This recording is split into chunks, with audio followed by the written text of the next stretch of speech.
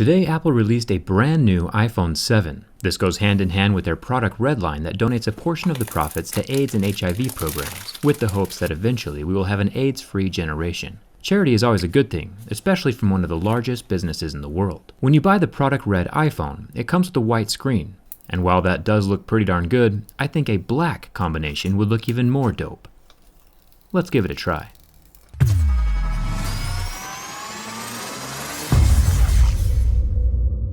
I turned the phone completely off and then removed the bottom two silver pentalobe screws. While I don't recommend attempting this project yourself since it is pretty difficult, I will be linking all the tools and replacement parts that you might need in the video description. As we know, the iPhone is water resistant, which means there is a thin band of adhesive running around the edge under the screen. I'm going to use a heat gun to warm up the glass until it's just barely too hot to touch. Then I'll use a large suction cup to lift up the edge of the screen enough to slip my thin metal pry tool between the plastic edge of the screen and the blood red metal body of the phone. Now this part is kind of tricky. It's where most people will damage their displays. There are some very fragile ribbon cables along that right side of the phone, so as you are cutting through the adhesive, it's important to keep the tool from penetrating too deep inside of the phone and slicing that important stuff. You also can't lift the bottom edge of the screen very high or it will put stress on the ribbons as well. You'll see what I'm talking about in just a second. The screen comes away from the device by pulling down ever so slightly on the display to release the top clips, and then the whole thing folds open like a little book. A very good looking red book. I think the inside of this thing looks better than the outside. The anodized red color coating is all throughout the device, and not just the exterior. I'm definitely a fan. For the next step, I'll switch to my Y000 bit since Apple likes to use weird screws inside of their phones. There are 4 screws holding down the metal plate over the battery connector, fingerprint connector, and LCD ribbon connector. I'll set that off to the side next to the screws to help keep them organized. Now we need a Phillips head 00 screwdriver for the top screws, next to the earpiece and front camera. If you think it's weird that Apple has 3 separate screw types inside of their phone, you're not alone. I think it's pretty strange as well. After the 2 screws on the top bracket are off, I can unclip the front camera and the earpiece ribbon, and the screen is free from the iPhone body. Now depending on where you get your screen from, there might be a few more steps. If you buy the replacement screen linked in the video description, you'll have to transfer over your earpiece, back metal plate, and home button to your new screen. I showed that in my iPhone 7 screen replacement video. For the sake of time though, for this video I'll be using a screen and a home button that I pulled off a fully functioning matte black iPhone 7.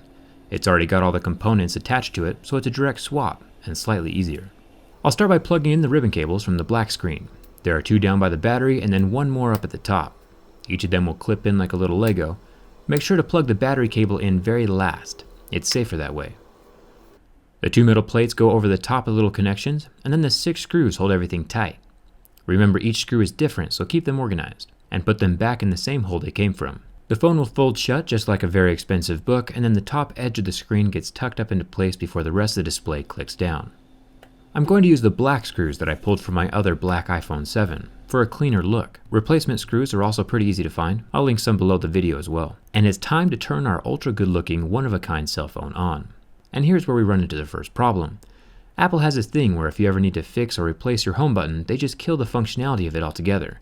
It's incredibly frustrating from a repair perspective, but that's a story for a different day. Apple claims it's for security reasons, which is valid, but there are other ways to protect your device besides killing functionality. The last warning that popped up was to tell me that I have to use the on-screen home button now instead of the physical button, and that's kind of annoying.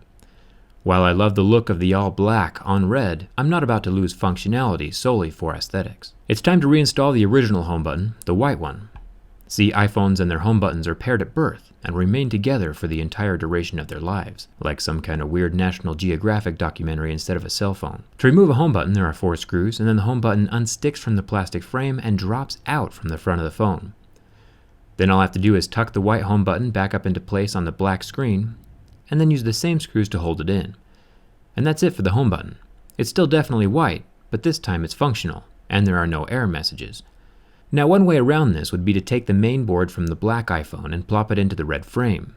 That way the black home button would remain paired together with the black screen. But I would recommend against that because the more components you remove from the phone, the higher chance you have of something breaking and going wrong. And it never working again when you put it back together. I might compare this project to Legos during the video, but it's slightly higher risk than that. The simplest solution is to just get a small black skin and put it over the white home button. incredibly inexpensive, and at least the skin isn't covering the whole display. Now, I don't have any skins at the moment, but I know a guy who does. I'm going to send this phone over to MKBHD to let him work his magic on that home button. The phone is his to keep or give away, totally up to him. What color combination do you think looks best? Do you like the white screen, or do you think Apple should have made a black and red iPhone variant? Let me know in the comments. Luckily, I was able to grab 2 of these red phones. I'll be testing the scratch resistance of the new color in my next video, so if you haven't subscribed, now would be a good time. My Twitter followers got the inside look at this phone as it was happening, so follow me over there to stay ahead of the curve, and thanks for watching. I'll see you around.